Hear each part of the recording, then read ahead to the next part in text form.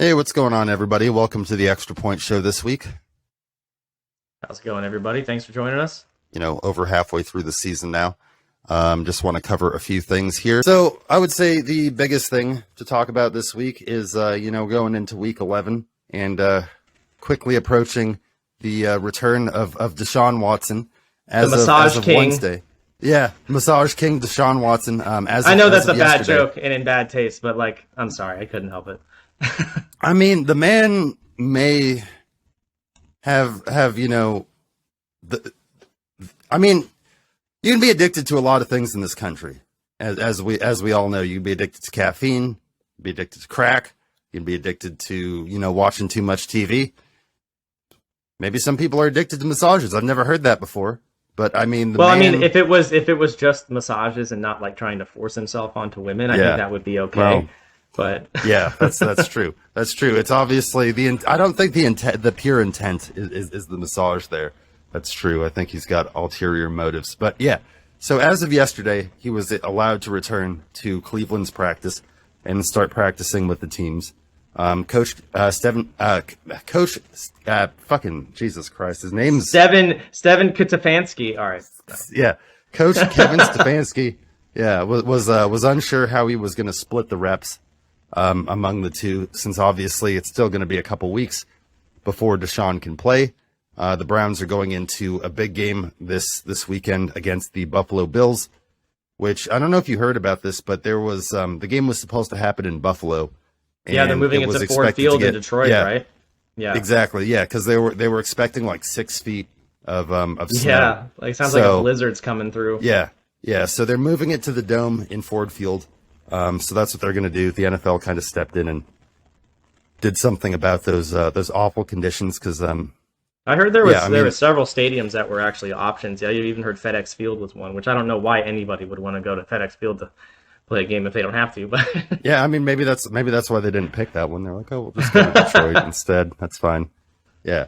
So, I mean he obviously hasn't played since the 2020 season.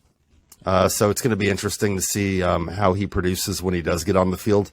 Is he due back week 13? I'm trying to remember. Week 13 against the Houston Texans, his former team, yeah. Hopefully he doesn't look as bad as he did in the preseason, because if I remember correctly, he looked awful in the preseason, right?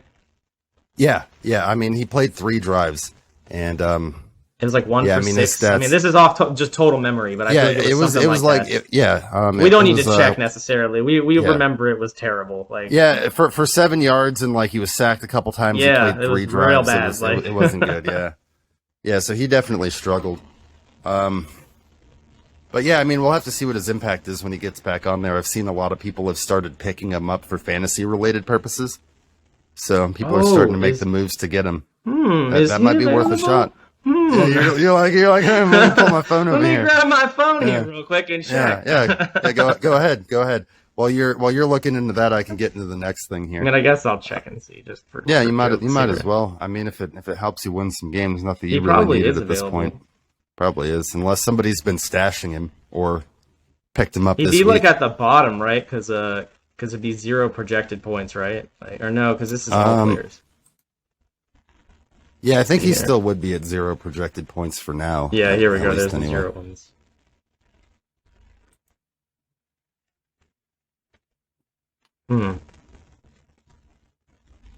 Why is Ryan Fitzpatrick on this list? He's retired. Alex Smith. What the fuck? I'm going to the bottom of the list here, and there's this doesn't even make sense. Wow. Weird. Somebody must have him because I don't see him on the list. I'm kind of surprised at that, but I'll have to look at the league later and see who the hell's had him the entire season and never used him, obviously, since he's been... So, like I said, you'll have to check to see, because they may have picked him up this week as well. That could have been something. Okay, so the next thing to talk about here is Week 10 had several significant injuries to players. Most notably, I would say, is probably the Rams, who are already having a pretty awful season as defending Super Bowl champs, now at 3-6, losing wide receiver Cooper Kupp for a minimum of 4 weeks. He has to have ankle surgery. Did you see the play that this occurred on? I didn't actually.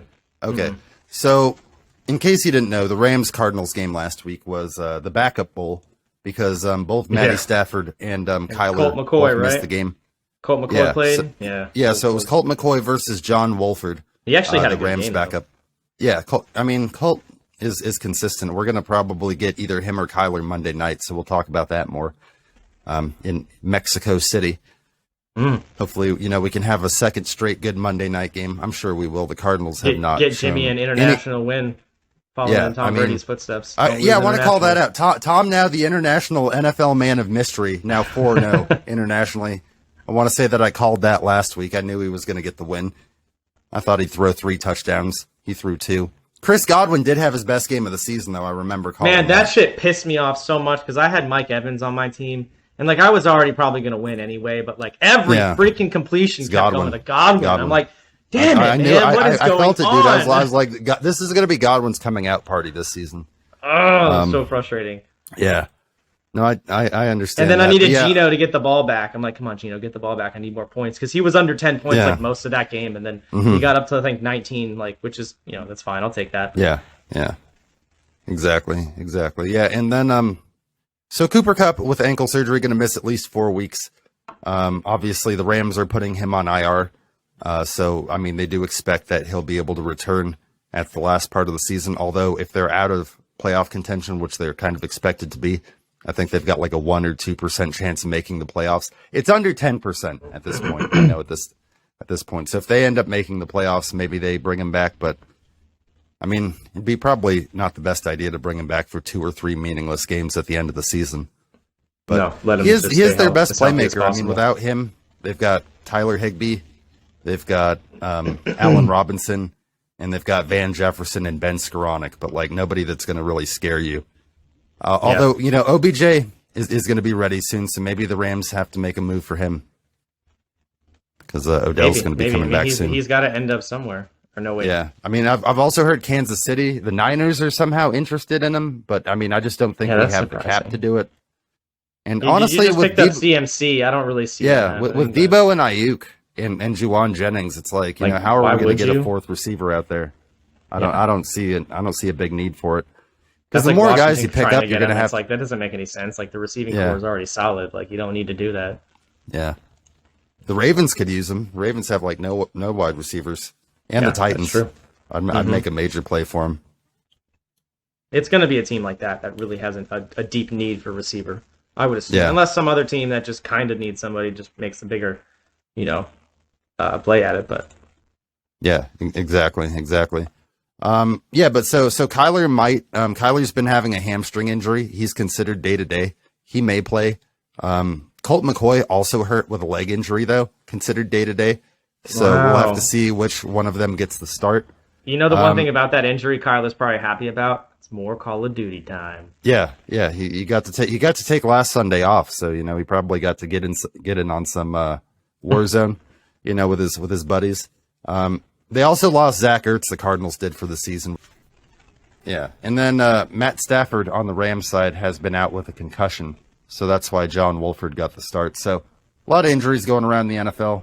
I know Mark Andrews for the Ravens has been banged up with a knee and shoulder injury. Josh it's Allen's not just the Niners. Yay. Yeah. Josh Allen's had an elbow injury. The Bears just put Khalil Herbert on IR, which we'll talk about more because I think that's going to open up some stuff for David Montgomery. Jamar Chase has been out for the Bengals. So just injuries. Which you'd expect. The NFL is and football in general is full of injuries. Kind of a lot of injuries, though. That's definitely more than usual. Yeah, a lot, especially happening to key players. Last week. So, yeah, changes the entire league, the way the league looks. When big teams like that are missing their bigger players, it becomes less. I think especially Cooper Kupp's loss for the Rams because he was getting 80% of the target share. So I really am going to be interested to see. We don't play them again this season, and they're not going to make the playoffs. When you get into the playoffs, you kind of want to see the best football, the best of the best football. You don't want to see backups having to play, and unless they win games, then obviously that's also exciting. A backup comes in and wins a playoff game, but. That's what Frank Reich did, as we talked about a couple weeks ago. Frank Reich, former Buffalo Bills backup when Jim Kelly went down, came back and led a 28-point comeback against the Oilers or something. Bills, Oilers. Is like this in Frank the Reich 90s. the coach now? Like, Yeah, this is yeah. okay. I'm like, this is former old. backup quarterback. Yeah, I didn't know that. Damn. yeah. Yeah, him and Jason Garrett both used to be backups in the NFL. Jason Garrett used to be Troy Aikman's backup in Dallas, and then Dallas hired him as the coach. That's pretty cool, actually. Yeah. Like, fuck Dallas, but I mean, story. good for that dude. Yeah, JG. Now Jason Garrett's getting a lot of money because now he does the Sunday Night Football postgame show or halftime show with Tony Dungy. So he's making money. And David Johnson's coming back on the practice squad with the. You're coming back. I'm coming back. I'm coming back. Shit. I'm making a comeback. Yeah, the former All-Pro running back David Johnson, who spent the last 2 seasons in Houston, is currently signing with the New Orleans Saints practice squad. We haven't seen him since last year with the Texans, as I mentioned. Previously to that, he was a former Pro Bowl level player through the 2015 and 2016 seasons. Really did a lot of damage to the Niners and the rest of the NFC West for those years. But yeah, so interesting to see him get an opportunity. Obviously, the Saints have had Mark Ingram, who's Kamara's main backup, banged up. So going to be interesting to see what kind of an impact he makes after not being signed to a team. I mean, with Kamara's their number one, and he gets most of the carries. So this would be, if they're going to use him, it'd be in small amounts. I would hope too. He's on my fantasy team, so I don't need Kamara get any less touches. Yeah, that's true. But I mean, David Johnson, same kind of back style. Like, he was always an elusive guy in the passing game, so can kind of do the same things as Kamara. Whereas like Mark Ingram was always more of their power back, where they were using him for like third and short situations. So they're probably getting him as more of a obviously a backup option. If Kamara goes down and they need to play someone, at least it's someone more like Kamara, and they can keep a similar style of offense going. Exactly, yeah. And the Saints obviously have been. I think they're currently 3-7. So 3-7. So they've been having a rough go of it. But they're expected to start. Continue starting Andy Dalton. I read something this week that said Jameis is back. He's been dealing with the back injury all season. I guess Dennis Allen, the coach, said that he's not expecting, even though he's been serving as the backup, he's not expecting Jameis to be healthy, like fully healthy at any point for the rest of the season. So I guess he's got a pretty significant back injury. Not enough to where it's like keeping him from being the backup and dressing for games, but I guess they're just not going to start him. And they've also got Taysom Hill, who's always available at quarterback. He's always fun to watch. He dresses every game. Yeah. Yeah, exactly. I know you really like watching him, and they do use him in a lot of dynamic ways. I think they should throw it to him a little bit more. Usually they use him out of the backfield, but he they have him listed as a tight end, but he's more like an H-back. Yeah. Yeah. Yeah, no, I've always enjoyed watching him. I never really gave 2 shits about the Saints. I never really liked Drew Brees very much, but I've always liked watching Taysom Hill. Yeah, I mean, the Niners had a pretty good rivalry with the Saints there for a couple seasons. I mean, going back to the 2019 season where it was maybe the game of the season. I know you know the one I'm talking about where it was tied and then Jimmy hits Kittle on that pass. Kittle Kittle hits 3 defenders on him and he's carrying him down the field. Yeah. Yeah. And then they get the that was the mask. play of the season at least. Yeah. That's what it took to take him down. 3 dudes in a face mask to rip George Kittle down. That was an awesome play. That's why I was like, next Niner jersey I have to get a George Kittle jersey because that's that man is just, he plays the game the right way. I saw this cool video of him. This won't take much time, but just where he was like going by and it was like tribute to the the NFL always does the salute to the troops thing. He was like going and, like shook hands with like 20 different military members like before the game. Like he was just in a row. Like he made sure to like give them all a moment. So good on George Kittle. Cool. Yeah. Oh yeah. Seems like he's playing the game the right way. Definitely like what he brings to the table. Another thing we'll mention is the now 8-1 Eagles signing Ndamukong Suh. Ndamukong Suh has obviously been a free agent. Last played for the Buccaneers last season. But yeah, they're adding him up front to a defensive line that's already pretty good. I'm glad that Washington already played the Eagles twice, and now we don't have to face them with him because that could have made a big difference. Yeah, no, I get that 100%. Yeah, I mean, you definitely don't want to I mean, he's 35 years old, but obviously he's a guy that, started last season. He started all 17 games.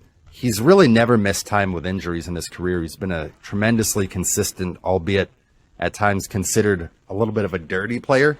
I'm sure you've seen some of the stuff over the years, like him stepping on Aaron Rodgers and stuff. Yeah. But, I mean, he does get the job done. The Eagles did have to put rookie Jordan Davis, who's one of their top defensive tackles, on injured reserve with the dreaded high ankle sprain, which, the HAS, as we'll call it, usually has a timetable of being out of about 4 to 6 weeks, as we know all too well.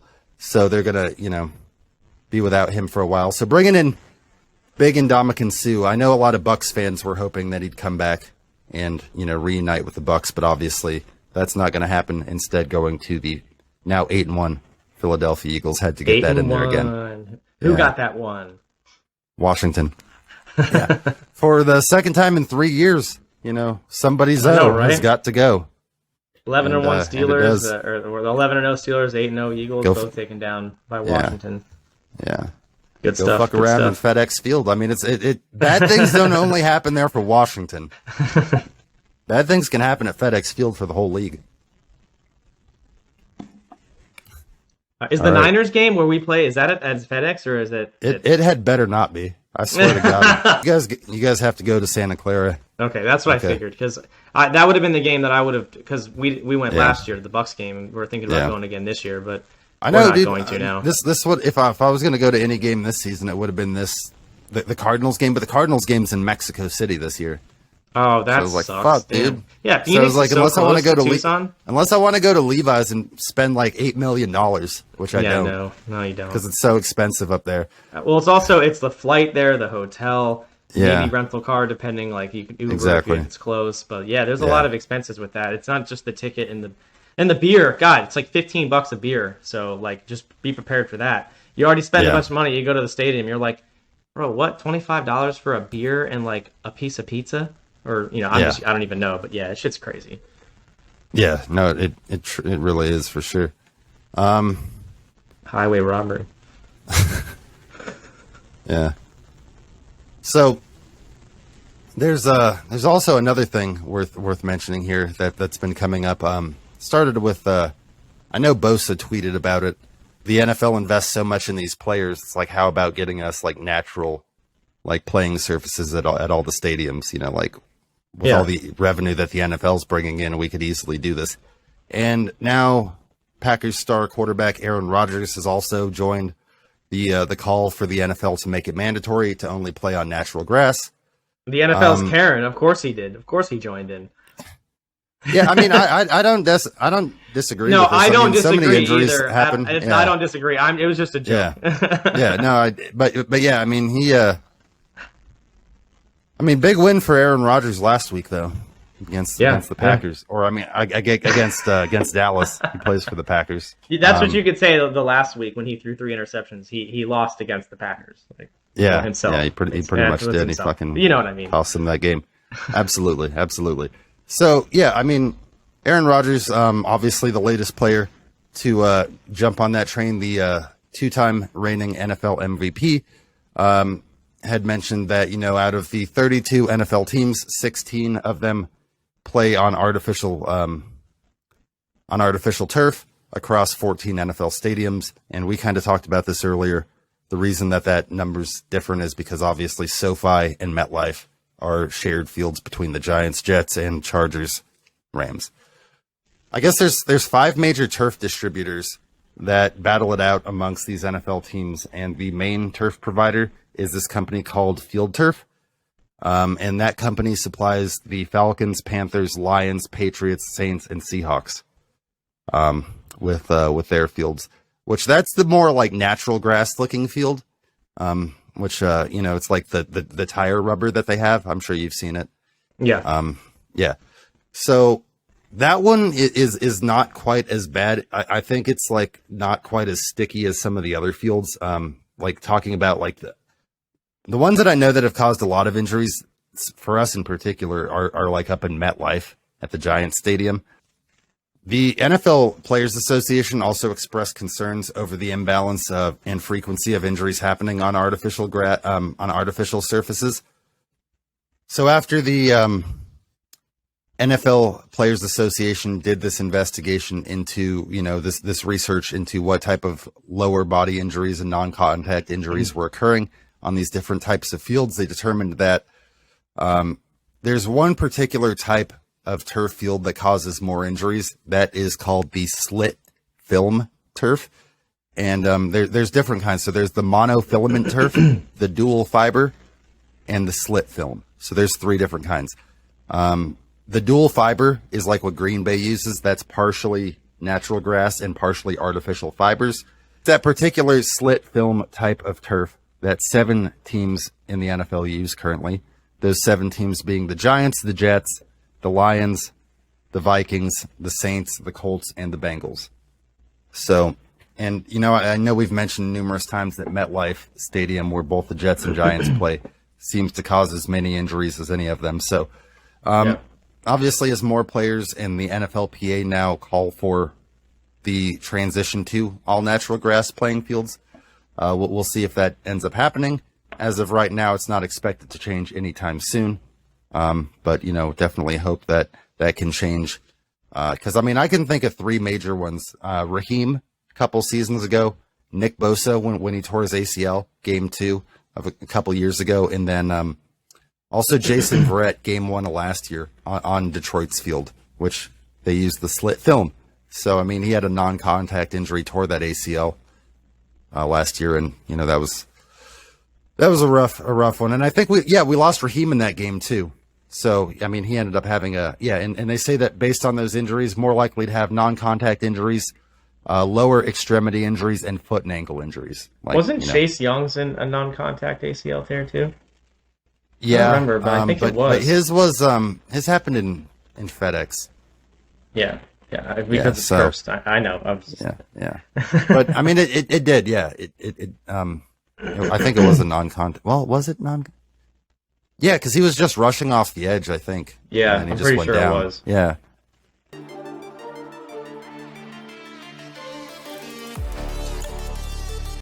Hey, what's up, everybody? Welcome to this week's Commanders Countdown. Definitely a great week to recap. We beat the 8-0 Eagles. So for the second time in 3 years, we've taken out the only undefeated team left in the league. First with the 11-0 Steelers, which we had that amazing 4th down stop, I remember, in that game, just quick to mention. And then now taking down the Eagles. Now they're 8-1. So definitely a good week to get the victory. It was definitely a crazy game. Yeah. Washington continuing their domination. Oh, what happened? An ad came on. I'm sorry. Oh, of course. Yeah, it was. I didn't even hear it on my end. It was a video of Taylor with the chains on it and on the ESPN page. Oh, that's a great. That video is going to get mentioned on here for sure. Obviously, that video is going to get posted up. I posted the Kirk Cousins we can just one, keep so this in the show. Actually, it's kind of funny that the ad interrupt. For once, let's just keep it because it works out. So it cut me off, but no worries. Yeah. So Taylor Heineke on the plane after the win. Since the ad came up, we'll talk about it. A bunch of the players came up and put chains around his neck, like Kirk. All the defensive players. They put their turnover chains on him. Yeah, that was pretty awesome. So that was cool. Taylor's sitting there drinking his fucking Busch Lights. He's got like he's got like a bucket of fucking Busch Lights next to him, and he's just like sitting there like with the like fucking like 40-year-old like fucking dad glasses. He's just sitting there drinking his fucking. That's badass, dude. That was really cool to see. And then, I will say, you got the picture of Chase Young with him. Oh yeah, right, definitely. That's awesome. And Chase should be back. That's actually big news. Chase should be back this week, which I imagine it would be in a limited capacity. But hopefully he's gonna be in a rotation. See him out there. Yeah, but just to see him get out there again. And the good thing is Taylor's named the starter this week, and it may be Carson going forward. We don't know. That's a whole conversation in itself. Yeah. But at least for this game, it'll be Taylor, so it'd be cool for Chase and Taylor to get to play a game together. Because I know, we know what happened. Last time that was probably one of my favorite moments in recent seasons, where Taylor gets the diving pylon touchdown, and like Chase is like pointing to the back of his jersey on the He's like sitting there pointing at it, like that was pretty good. But so he'll be expected to be back. Obviously, they've had James Smith-Williams and Casey Toohill kind of rotating in there. Yeah. So they've been doing a decent job. Yeah, I was gonna say they've done decently. I will say in regards to Taylor, he really didn't have a great game in terms of the stats. 17 for 29, 211 yards, no touchdowns and 1 interception, rating of 66.9. Pretty bad, honestly. I mean, if it weren't for the intangibles that Taylor seems to have, that leads the team seems to play better. It's these things you really can't quantify, and I almost feel stupid saying it. I'm like, he obviously didn't play good, but there's just something about him being out there. And I know we talked about it during, as it was happening, but I think that his play of the game would have been where the high snap from Tyler Larsen. Oh, that one. The high snap by Tyler Larsen. Tyler Larsen snaps it over his head. Taylor's got to retreat about 50. I mean, and I saw somebody post is Taylor, if Taylor was taller, maybe but either way, he's got the speed to go track that ball down. Carson would have been tall enough for it, that's for sure. But that is true. The man is 6'5". 6'5", yeah. So I mean, that ball would have probably hit Carson right in the chest.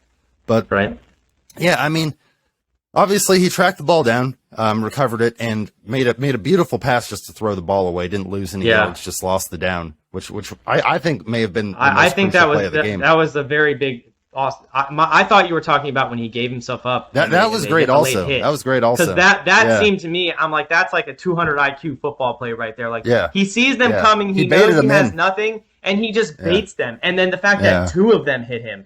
If just one of them hit him trying to lose momentum, maybe they won't call it. Yeah. But no, 2 guys hit him. It's there's no way that's not getting called. I saw the interview with the Eagles defense, and they're like, just wasn't sure what to do. It's like He baited him. He knew he had nowhere to go, and he knew that they were going to try and come for him. So at the last second, he kneels down as they're already coming at him. So it's he just set it up for that, which is super smart. Yeah. I mean, does he have, is it the arm talent like Mahomes? No, but that was some smart shit to do. I mean, and they're 3-1 since he's been in there. So regardless, we've won the last 4 out of 5 games. The only game we lost was to Minnesota, which in my opinion, which could have been a win. Easily been a win. It was a late game penalty that cost us that game, and especially, I mean, this game did have a lot of penalties. I was thinking because the main thing that stood out to me is the blatant missed face mask when Jamin Davis tackled Dallas Goedert and he fumbled the ball.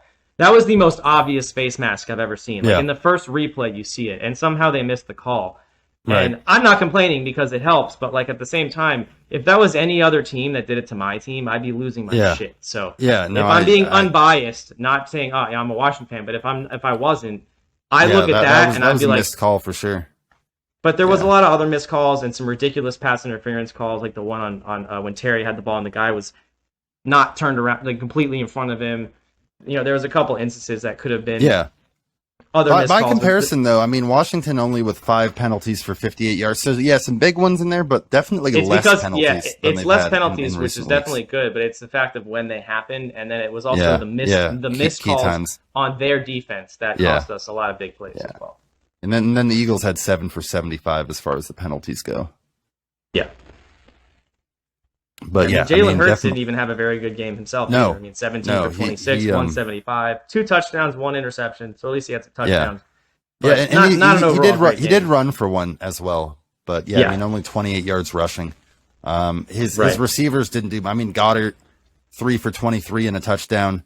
I think the most telling thing here was AJ Brown, their leading receiver, only getting 1 catch for 7 yards on 4 targets. Right? He was on my opponent's fantasy team, and I'm like, St. Juice shut him down. Yeah, I mean, St. Juice continuing to play well. That was one of the other bad calls. It was a pass interference call on St. Juice that, I mean, it's debatable, but yeah. Yeah, I mean, I think that with the way he's been playing, I mean, if he gives you 1 foul, but limits the opposing team's top receiver to I mean, that is what it is. He's coming together. He's starting to look a lot better. And Jamin Davis as well. He's starting to look like he's coming together. I was going to say, I think we can finally stop talking about the Jamin Davis being a bust thing at this point. I think, obviously maybe playing him in a different role and also, taking. I think a lot of it's coaching. I think it's knowing second year in the defense. Yeah, I think it's knowing where and how to play players because that's what bad coaches historically do is they try and use players that don't fit in a certain scheme. And they try and use them in another way, and it never it's like works. Maybe this player's got some intangibles that we like, but we're going to play him out of position, and right? see And what it's happens like there. that's not how it works, man. You cannot be Yeah. like William Jackson, like trying to play him out of position. It's like Now that's why sometimes he that wanted works. to trade. Like with your Samuel packages, with the 9. I saw that. Well, that's different though. He's Yeah. unique. Debo Samuel is a Yeah. unique type of weapon, Well, or like Curtis Samuel. and I mean like Curtis. Yeah, you I can mean, use it's like them in different areas, but that's yeah. because they're good at that. That's what they're known Yeah. for. Most of the time, especially on defense, like trying to move around defensive players, Yeah. I feel like just doesn't go well. Except Definitely. I mean, Jamin Davis when they play him wrong initially and then they move him to other roles and it works out. Yeah, That's a I mean, different story. he's, But a he's player been, who's playing historically well. played one, a certain thing and then trying to switch it up. Other than Landon Collins, I gotta think. I just remembered that when they switched Landon Collins up, he actually started looking really good. So that'd be the one time I would say that did work. But usually it doesn't seem like it does. The Taysom Hill transition is going pretty well. Another thing, we'll just mention this briefly because it's related to Washington. Samis Reyes, former Washington tight end. I don't know if you knew he was on the Bears right now, but he's on the Bears. Know that, actually. Bears are converting him to a defensive lineman. So we'll have to see if that works. What? Yeah. He's going to be like a defensive. The dude's massive. I mean, he is big. I guess I get big, it. But damn, that's like a speed rusher off the end. Yeah, I mean, that kind of makes sense. So defense, a see. position like that seems like it would appeal better to someone who has less NFL experience. Just focus on that one role in the defense. Like you're not trying to catch passes and he was a pretty good blocker. Yeah, so I think it's possible it might work for them. I didn't know about that. He's an imposing I'm glad guy. you mentioned it. Yeah. I'm interested to see how that goes because I mean I'd like to see him have success. I don't care if he's not on Washington anymore. Yeah, Still hope the guy does well. First Chilean-born NFL player. Good on him. Right. Yep. And I mean Washington, really playing bully ball, beating the Eagles the same way that they usually win games with 49 rush attempts, 49 for 152 and 2 touchdowns. Both Gibson and Robinson getting a rushing touchdown. B-Rob having his best game of the season as far as yards, 26 for 86, 3.3 average. But I mean, I liked what you said about him. I agree fully. He's a power back. Exactly. Dude's not averaging 4.8. I mean, like, it took Derrick Henry a little while to get to that point, but I mean, like, I think the way that they're using him, plus he's not played a full season yet. Gibson didn't have a higher average. His average was 3.1. It's actually less. But normally, though, I don't think that's really the case. I mean, and the Eagles have a talented defensive front, and I mean, even better now that they've added Ndamukong Suh, as we mentioned earlier. But I mean, so Robinson had 26 carries, a career high. Gibson had 14. Curtis Samuel had another 4. Curtis Samuel is second to only Debo Samuel in rushing attempts by a wide receiver in the NFL. I saw they posted that up on the game, so I was like, that's funny. No relation Samuels between the two, right? No relation, but yeah. They could do almost the same things. It's just Debo's just. It's crazy. We on both the teams we like. There's a player that's like kind of. I mean, I'm going to give it to you. Debo is better. Like, but I don't know how. But Curtis can do a lot of those things. Yeah. It's like close. Like maybe like 10% better. Like yeah. I mean, Debo last year I think was at his peak. We haven't gotten into Debo that last year level. was fucking insane. And I mean, I know that a lot of that's been he's been dealing with the hamstring again. And we've had just so many other pieces, like with CMC now. Kyle's so excited to be using CMC. It's like I feel like he doesn't. I know, right? Kittle had 1 catch last week, and it just it wasn't enough. But yeah, so let's talk about some of the receivers real quick. I mean, Terry obviously Terry going went off the hell off, but that's expected when Taylor's under center because he loves him and Terry. It's like they have this. There's just a connection there. There's definitely chemistry there, and you can see if you look at this list real quick: 128 for Terry, 28 for Curtis Samuel, 15 for Diami Brown, and everyone else is below that. Every good pass went to Terry, which is like I mean, Jahan Dotson made his return after missing 5 games. The rookie sensation. He only caught 1 pass for 14 yards on like the first or second drive, and they didn't even look his way again. But again, really what he brings, just being out there, just having number 1 out there, is you've got to cover him. I mean, he's another talented receiver. And he's better than Cam Sims or De'Ami Brown or Dax Milne. So, I mean, you can't double Terry. He's number 3 in our top 3, basically. Yeah, when he's absolutely. Healthy. Yeah, we saw Logan get a little bit involved, catching 2 passes for 12 yards. Finally, after being blanked the last 2 games. Right. So, I mean, coming together, not a huge amount of passing yards, but you don't need that when you run for 152 on And that was a great strategy. I mean, the time of possession in this game. That's what I was just going to say. The time of possession was insane. 40 minutes and 24 seconds to 19 minutes and 36 seconds. I mean, you guys literally beat the Eagles at their own game. This is what they've been doing to people all season long. So, Washington 32, Philly 21, Philly's 8-1, Washington 5-5, still well within the playoff hunt. A lot of football left to be played here with 7 games. And very winnable game coming up here against the Houston Texans. But you don't want that to be a trap game. Obviously, we can never overlook any opponent in the NFL because all these teams are good. And we've seen it time and time again. We've seen the Panthers beat the Bucks. And obviously, we know the Bucks are talented because they beat the Seahawks. They just didn't play their best game that week. So there's a lot of parity in the NFL. Any team can win on any given Sunday. That being said, I don't think the Texans are going to win. Me either. But, yeah. I mean, you can't overlook any opponent. So, got to go into this game. And I think they will. I think they'll come out and show out. And the Texans have one of the worst defenses against the run. So, I just look for them to continue what they've been doing on the ground and try to gash Houston again. Obviously, try to work play action off of that with Taylor. And, he's going to hit some big ones to Terry, probably Curtis as well. Maybe we'll get a little bit more Logan Thomas involvement. That would be great. Yeah, definitely. I mean, I feel like he should be involved. If he's healthy, I mean, Logan is a good, safety valve there. If Taylor just loves to throw to Terry. It's just that fucking Terry's down there somewhere, man. Yeah, down there somewhere. Down there somewhere. Absolutely.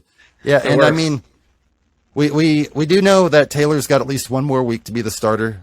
Wentz was throwing on Wednesday's practice off to the sideline. He was throwing lightly, is what I read. Yeah, so not throwing lightly. Throwing. Yeah. I mean, so he's not ready to. He may not even start next week. I mean, if it's only throwing lightly, it might be another week before he's actually healthy. So, yeah, and then you've also got to think that if it gets late enough in the season and Taylor's playing well, it's like, well, do you even put him back in? Because obviously, if he plays over X amount of snaps, that draft pick becomes goes to a 2 higher instead value. of a 3, which is not ideal. So I think starting Taylor. I mean, he's won 3 out of his 4 games. We should. I mean, I think you can't go away from the hot hand. Out of 5. I mean, I agree. The team melds better with him. I don't know. It's like, again, I almost feel dumb saying it because he's really not like that great of a quarterback. But there's just something about the energy with the team and the way they play. I mean, Taylor had that late game winning drive the other week. So I don't know. I know Wentz on paper is a better thrower and a better quarterback on paper, but I don't know, man. I think we're better off. I mean, Taylor. It's like that. It's like, not to be corny, but it's like that Replacements quote. I don't know if you've ever seen that movie, but it's like he's got heart. Talking about Shane Falco, it's like you can't measure heart, and that's how I feel with Jimmy. I mean, like it's like what can you say about him? It's like, well, the dude comes out, he's got a good defense, he gets a lot of help, but the man also just wins. So it's like he's enough for what the Niners need. I mean, is he the best? No, but like, is he really good for the Niners historically? Yeah. Like, so he's the best option we've had since Jeff Garcia. Yeah.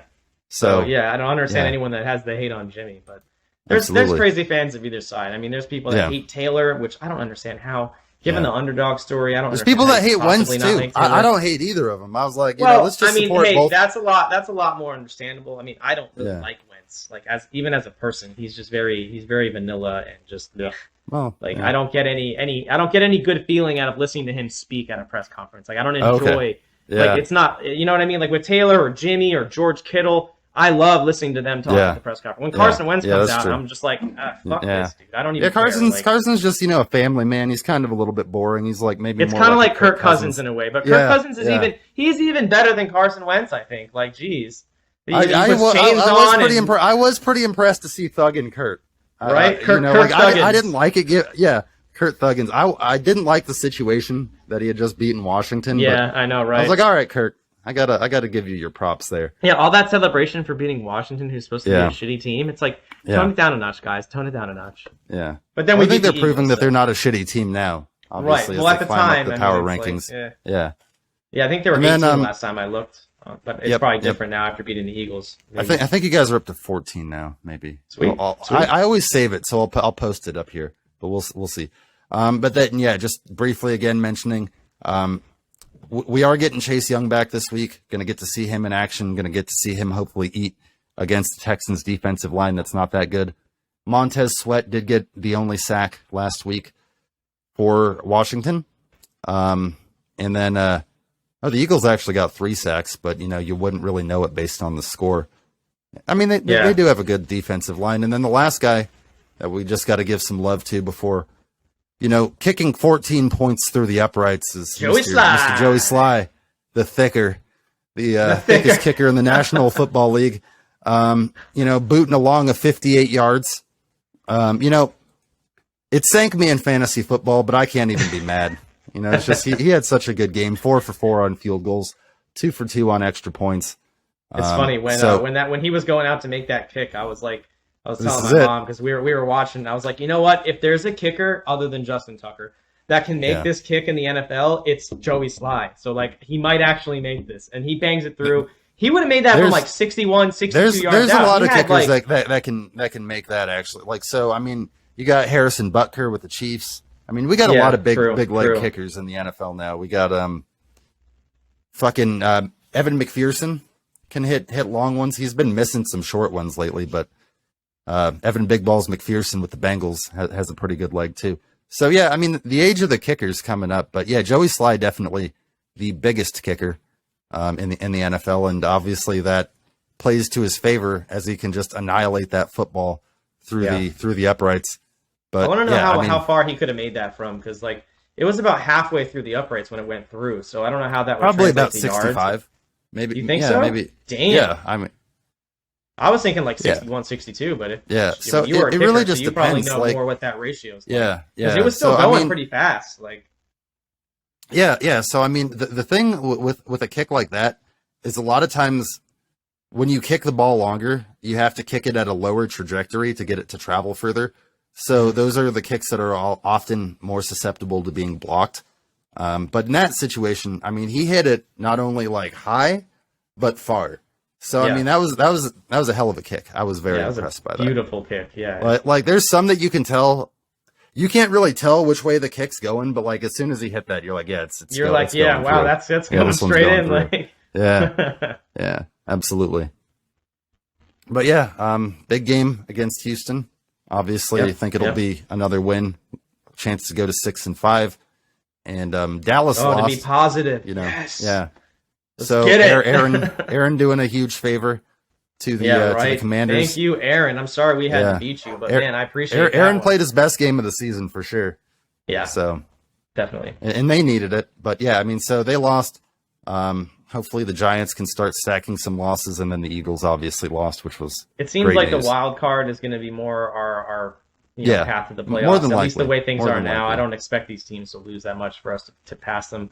But the other thing that's going to come down to the Niners might be a part of that too. So we're getting to that part of the season where honestly though, we're only a half game back on Seattle, and we've got to play them one more time head to head. You could still retake the lead. So if we take the division, then that leaves the two or the wild card spots wide open for you guys, and they're doing the expanded wild card again. So I think 3 teams get in. So likely that if we continue to play decently, I think if you guys continue to win, I think they'll get in. I mean, I definitely think the Niners are getting in. We have several fairly easy games coming up. I know we have the Falcons and then the Texans this week, and then I know the Giants is one of them, which it may not be easy. But I've seen a lot of Washington fans.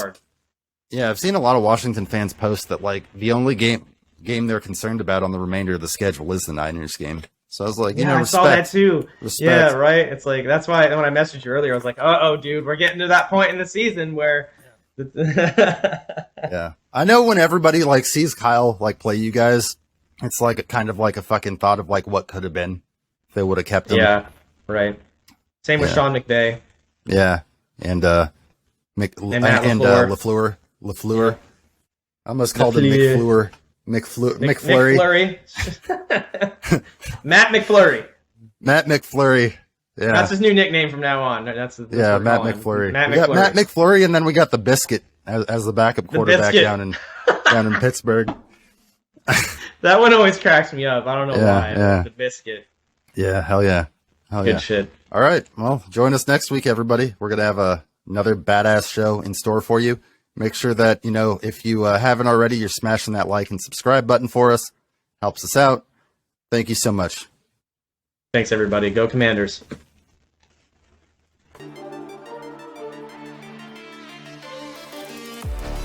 Yeah. Hey, what's going on, everybody? Welcome to this week's Niners news update. Coming off a win over the Los Angeles. I almost fucking fucked up and said San Diego. San Diego. So, that one's harder for me than Oakland sometimes. It's still because. Yeah, I've kind of accepted. Vegas like I'll miss Yeah. that one sometimes, but I usually acknowledge that the Raiders are in Vegas now. But the Chargers, I still always want to go to San Diego. It's pretty terrible, but yeah. Anyway, coming off a 22-16 win over the Chargers. This game was significant for a lot of reasons. Most importantly, it got us up to a winning record at 5-4, put us within a half game of Seattle. For first place in the NFC West. It dropped the Chargers down to 5-4. They, of course, are competing with the Chiefs. They're in second place in the AFC West.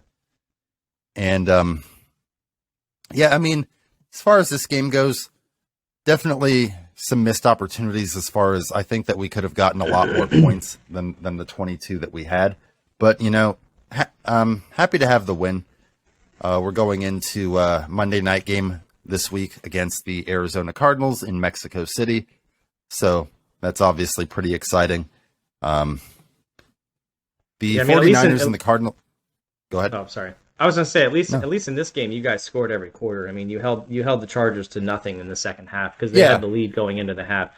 But you managed to. Yeah, I mean, there were just a few drives where we got down there. I mean, 3 short field goals by Robbie Gould. I mean, Robbie kicked 3 field goals. His longest was 26. So we stalled out 3 times in the red zone. So just some missed opportunities. That's where I say. Right. So we did score, but I mean, we could have scored touchdowns where we got field goals. And obviously, if we were playing a team like Kansas City and not a team like the Chargers who were without, their top 2 receivers, I think that would have been bad for us. I mean, but what did I say? But I told you and everybody that was listening last week in our fantasy segment that I thought Herbert would have his worst game of the season.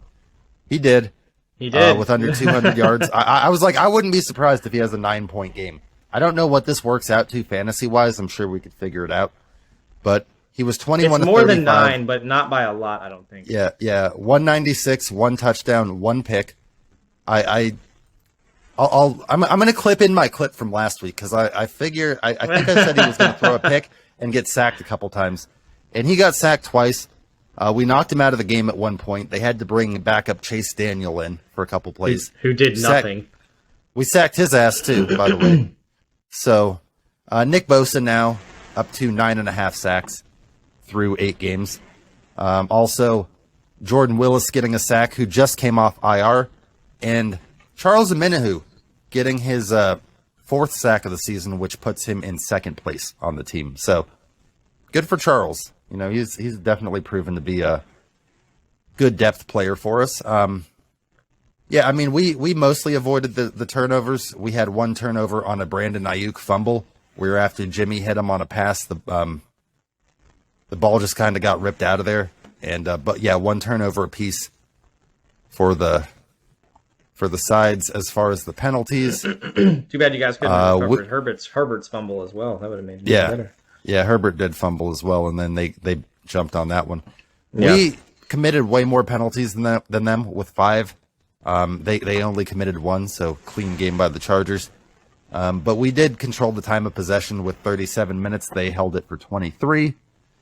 And kind of like the Washington game. Yeah, I was going to say, similar to Washington, I think your team and our team were the only 2 teams in the league last week that ran it over 40 times for over 150 yards and 2 touchdowns. Because like you guys had 49 for, I think, 150s. 152. Something. I think it was 152. We just talked about it. So we had 41 for 157, 2 touchdowns, just like AG and B-Rob got in. Jimmy got in on the sneak. Jimmy continues to be lethal on that quarterback sneak. Right. And CMC, 14 carries, 38 yards. So not a great average, but 1 touchdown. He was interesting. spelled. It seems like they use McCaffrey in the red zone more because Mitchell has way more yards and a few more carries, but he didn't get any touchdowns. They were using McCaffrey more in the red zone packages in that one. I think I saw Elijah Mitchell available on fantasy, and I decided not to go with him because McCaffrey's there now. which is probably. I mean, he's still getting a good amount of work. I think they're going to be split up like this. This is one thing I want to mention. He's still there. He's still on the list. Yeah. So Elijah Mitchell, 18 carries, 89 yards, good for a 4.9 yard average. He hasn't played since week 1. He looked great. Obviously, our leading rusher. I don't think that that's going to drop off. I think Kyle continues to split him, because this is one thing I want to mention. With the Panthers, CMC's usage was over 50%. Since coming to the Niners, CMC's usage, as far as like how often he gets the ball and whatnot, is down under 40%. So Kyle is trying to like conserve him more. So I think that we're going to see, because I mean, I don't think Elijah's going to outright lose his job. I mean, Elijah came on like a house of fire last year as a rookie, and Kyle really likes him. So, and we've got him under contract for 2 more years. I would not expect him to lose his job by any means. I just think it's going to be more of a split back situation. I think it's going to be running back by committee.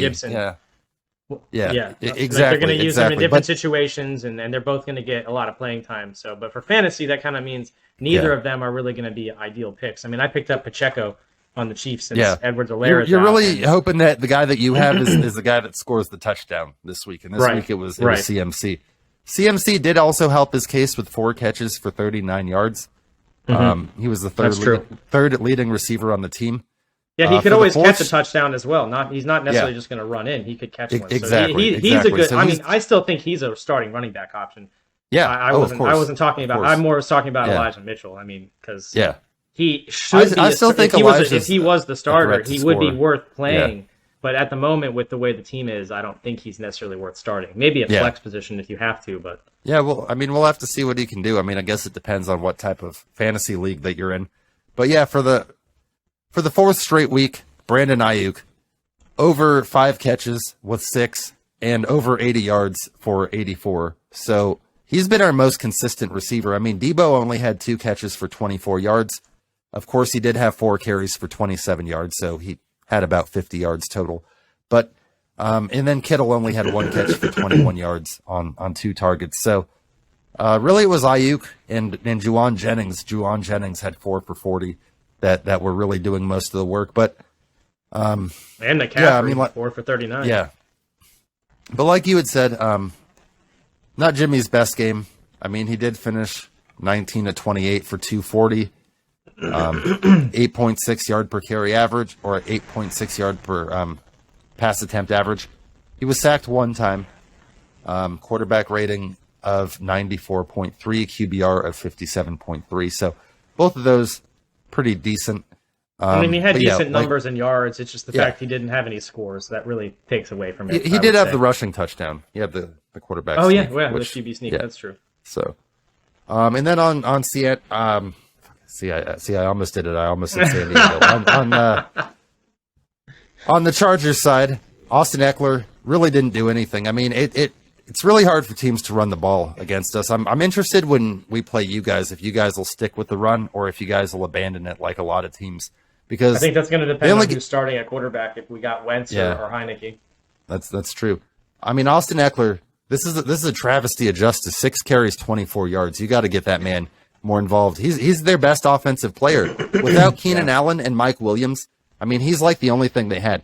In the passing game, good on DeAndre Carter. He was the leading receiver. 4 catches, 64 yards, and a touchdown. Joshua Palmer, 3 catches, 44 yards. Gerald Everett, of the rushing, tight end. Well, I thought Sony Michel was a good running back. He is. He's just buried down the depth chart. I think they've got him now. Okay. Because they drafted Isaiah Spiller in the 3rd round. So they Sony Michel was 2nd string. And I mean, you're not going to start him over Eckler because Eckler is probably a top 10 back in the league. Yeah, absolutely. With what he can do in the running and passing game. So, I mean, Sony Michel is very good, but I think they're starting to like the rookie and they're getting to the point of the season where they're wanting to see him contribute more. But yeah, Sony Michel didn't do shit. Only 1 carry for 2 yards. And I feel like he might end up on another team soon then, because I mean, I feel like he's a good enough running back to not be that low on the depth chart. There's a lot of teams that could use him. That could use him. I mean, especially as Seattle's churned through like 3 backs this season with Chris Carson. I mean, if the Chargers end up really liking the rookie, I wouldn't be surprised to see them move on from him and try and not the trade deadline's done, but you know what I mean. Yeah. Absolutely. I mean, they would have to release him, but I mean, I guess if like sometimes they'll do that to a veteran player as like a courtesy. If he's not playing much, they'll like let him go at the end of the season, so maybe he can catch on somewhere else.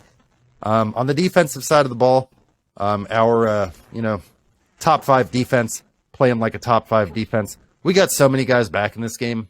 Like I said, Jordan Willis, Dre Greenlaw came back, although Dre got ejected with a bullshit call. Did you? Oh no, you didn't see it. But no, I didn't see it. He ended up getting called on for a helmet to helmet, and he got disqualified in his first game back.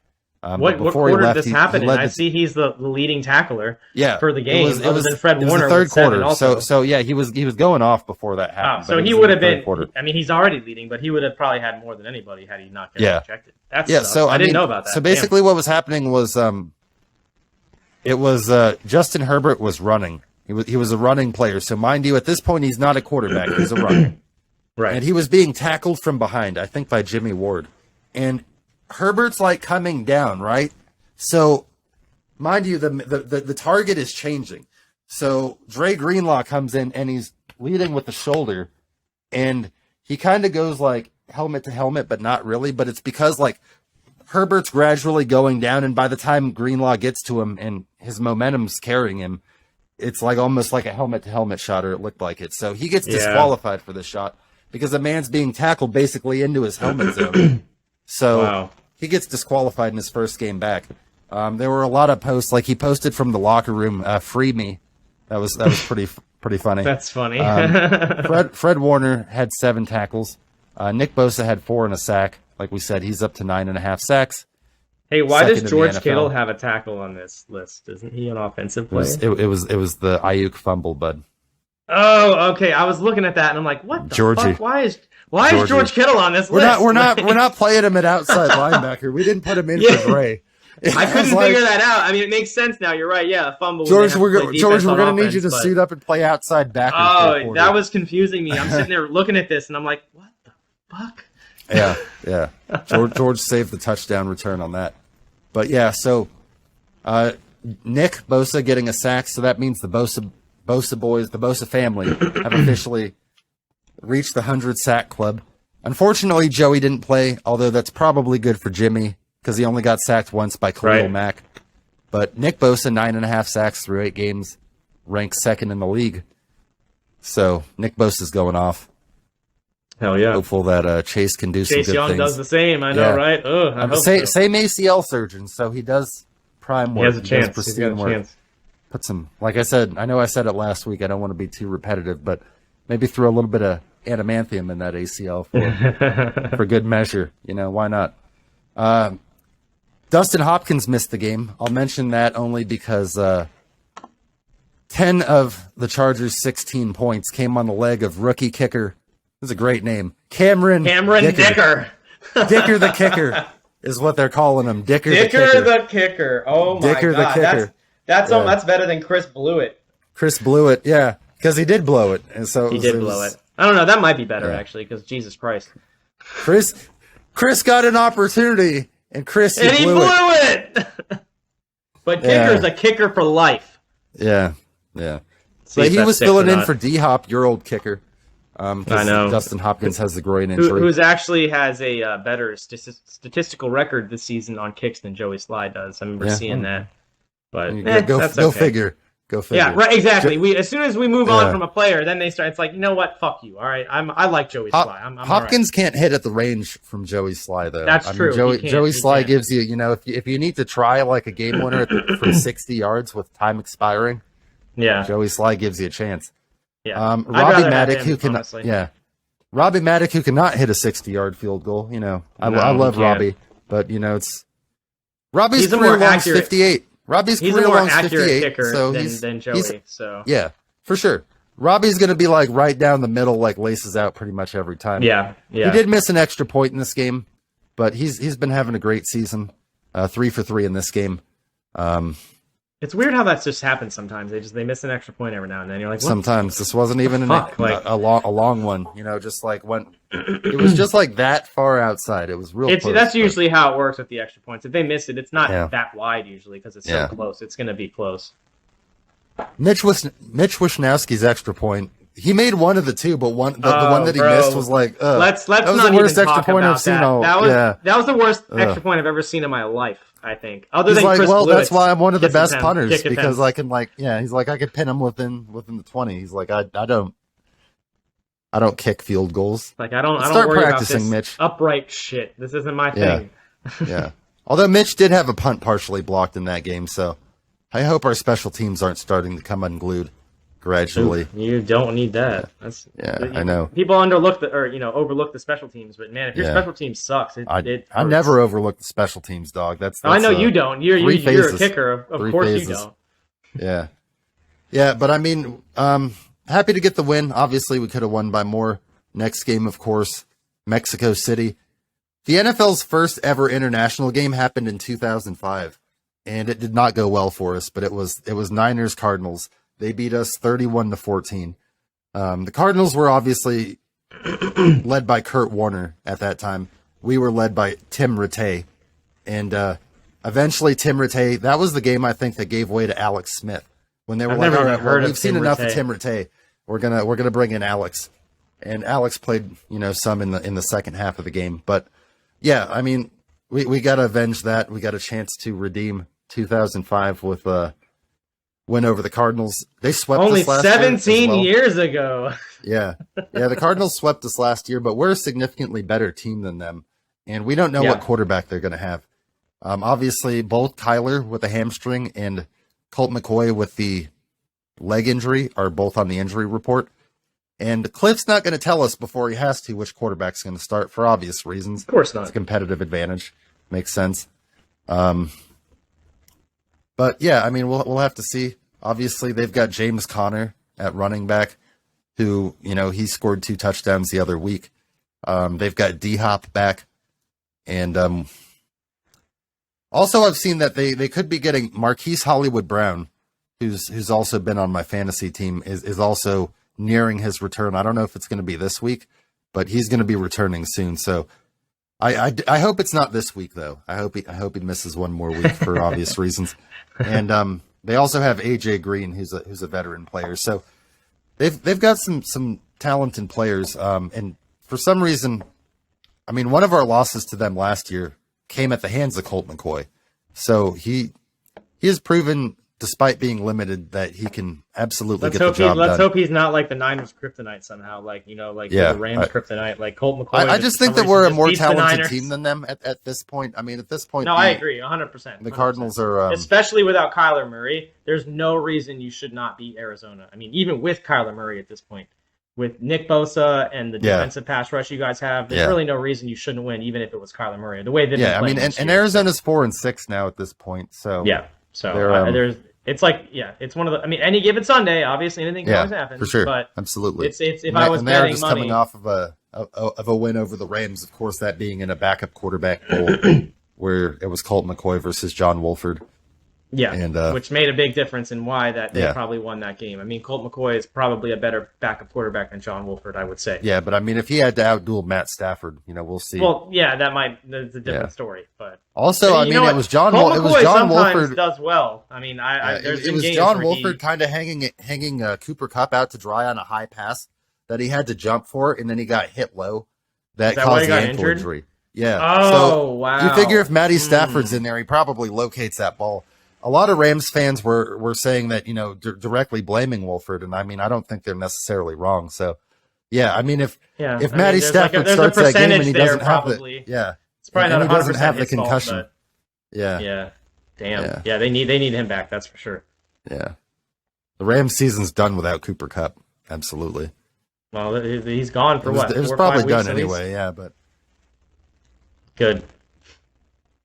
Yeah, I mean, they won't be defending as Super Bowl champs, that's safe to say. But, I mean, join us next week. I mean, we've got the Cardinals.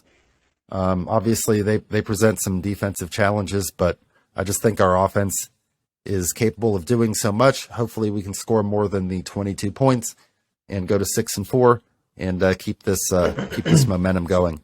We've won 2 straight now. But join us next week. You got it. Yeah, hell yeah. I'm hoping. Go Niners. And that's going to do it for the Extra Point Show this week. Make sure that you subscribe if you're not already. It really helps us out and helps us grow. Give us a like as well. Absolutely. And if you're a Washington fan or a San Francisco fan, make sure to always check out the Commanders Countdown and the Niners News Update. Okay, well, thanks for joining us, and we'll see you all next week.